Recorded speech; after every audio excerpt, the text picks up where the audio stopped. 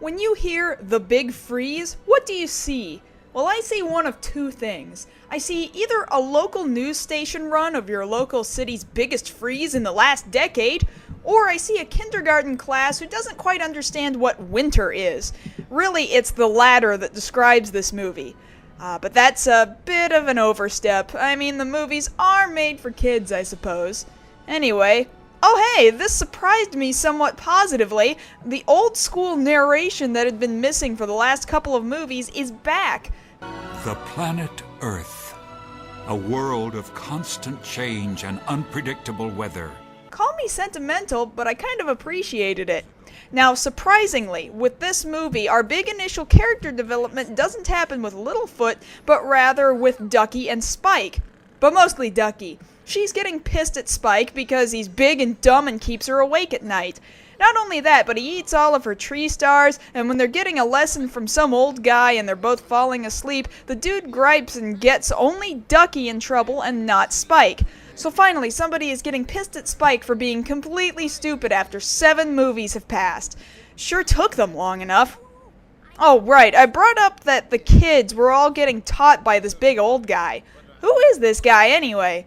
Well, they're all calling him Mr. Thicknose. He's apparently the oldest and wisest dude in all the Great Valley. And by that, they mean he's really boring. Most of this seems pretty darn pointless, except for this one part where Littlefoot asks him about why he knows where everybody came from, and Mr. Thicknose doesn't seem to have an answer. Littlefoot also used this part of his lesson to make a bunch of noise and drop a bunch of green food from a tree. Tell me I'm not the only one who sees this piece of knowledge getting used somewhere later in the movie. What was I saying before?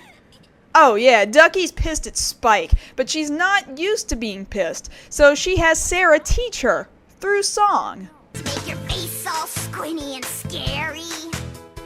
Don't raise up your head. Hold your breath until you're blue, and make your eyes turn red. All the while, Spike is off wandering around doing his own thing, and then suddenly, BOOM! A pink baby Spike tail shows up in the picture. Oh great. You know what? The last thing Spike needs is a derpy significant other. But guess what? They made it happen. Great. And the mommy Spike tail comes up and gets to know Spike. She even gives him a nice motherly invite. You and your family must come over and see us. Oh, I see where this is going. They're gonna pull a line from the Sesame Street movie, Follow That Bird. Any of you ever see that movie? How all these birds decide that Big Bird really needs to be among his own kind, so they send him off with this ridiculous bird family that doesn't really feel like his family? Yeah, that's exactly what's going to happen here. This movie feels like it has a number of disjointed plot lines that all take forever to merge into one. Because with all this stuff going on, Ducky being mad at Spike, Spike finding a cute pink Spike tail to hang out with, and Mr. Thicknose not really knowing anything about what he's talking about, now Littlefoot is the only one in the Great Valley to see snow falling from the sky in the middle of the night. You know, kind of like how he was the only one to notice that meteor falling from the sky in the last movie. He's just sort of special that way. And just like last time, the one old and wise guy that Littlefoot tells just doesn't believe a word he says, which of course is gonna get the Great Valley into a heap of trouble. Meanwhile, back with Spike and Ducky's plotline, Spike is struggling with the fact that he really doesn't look anything similar to the rest of his family. That's when the cute little pink Spike tail and her mom shows up, and they offer a simply brilliant idea. Do you think Spike would enjoy visiting my herd? He could see how his own kind live. Yep, and thus the Follow That Bird storyline begins. So remember how Mr. Thicknose ignored Littlefoot? Well, guess what? The entire Great Valley gets to pay. For some reason, the Great Valley decided to completely skip the autumn season and went straight into winter. Check it out, snow! Well, the kids like it, but only for so long, and Mr. Thicknose is in trouble for not listening to Littlefoot when he spoke up. Oh, right, like anybody else was ever gonna listen to Littlefoot anyway.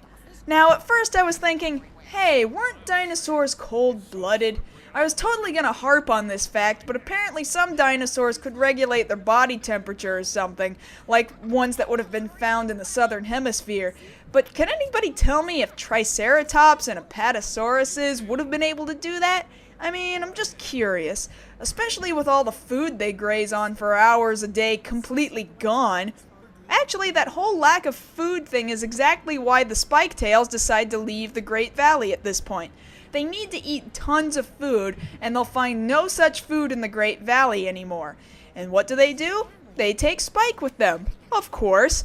Now, Ducky is so sad about this that she needs to sing about it. Is it someone who looks like us? Is it someone who acts like us? Is it someone who sleeps beside us in the nest? Not only does she sing, but then she decides to go off on her own to chase after Spike. She doesn't even tell Littlefoot or the others that she's going. She just sort of takes off. What could go wrong? Me no. And what do the other kids do when they find out Ducky's gone off on her own? That's right, they go on out after her. Of course.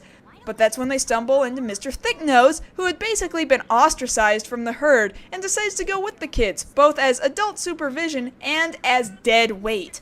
Look at him, he's all old and slow and keeping them from doing everything they need to do.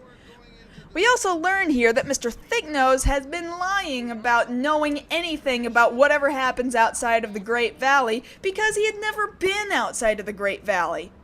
Okay, you know what? I'm sick of this "the Great Valley was always here" crap. Again, I thought the Great Valley was this big legend and nobody even knew if it was real or not. Yet this guy has been inside the Great Valley for God knows how long and has never left. And again, let's count the dinosaurs that have entered and exited the Great Valley in this movie alone. Mr. Thicknose, the 5 main character kids, that entire herd of spike-tails. What is protecting the Great Valley from outside devastation? Speaking of outside devastation, later on a Sharptooth comes along. Of course, because that's their greatest danger in pretty much every movie thus far. Who didn't see that coming? The weather wasn't enough, oh no! Luckily for everybody, the Sharptooth chases Ducky right back to the rest of the kids and Mr. Thicknose. Convenient, right? So how do they defeat the Sharptooth? With snow. A big ball of snow. This seems pretty unlikely. But they do it. Kind of. Because he's not dead yet. But in the process of everything, an avalanche occurs, blocking the kids out and everyone in the Great Valley in. Well, that sucks. Luckily, they stumble upon some hot springs that are somehow frozen over with ice. Wait, how is that even possible? Wouldn't hot springs be so hot that they don't freeze? Well, apparently these do. Wait, Mr. Thicknose is singing? Why is this happening? Everyone wants to be important. Everyone wants to be heard. Everyone wants to be the center of the circle, where friends are hanging on your every word. Anyway, there's food around here, but nobody from the Great Valley would be able to get to it with the avalanche going on. Well, at least Spike is still equally as stupid and simple as always, and can smell food from 500 miles away. So we know the Spike-tail herd is gonna be okay, because eventually, Spike is just gonna lead them straight to the hot springs.